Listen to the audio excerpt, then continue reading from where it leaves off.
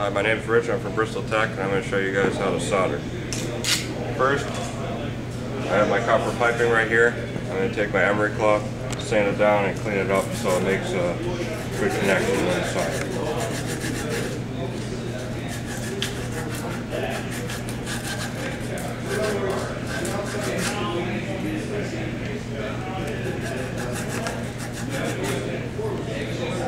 Now that's all cleaned off. I'm going to take some soldering flux, put a little bit on there.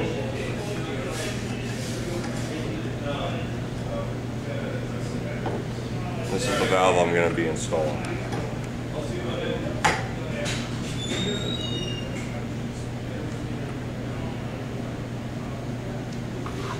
Now, I already have my torch on, gas is on.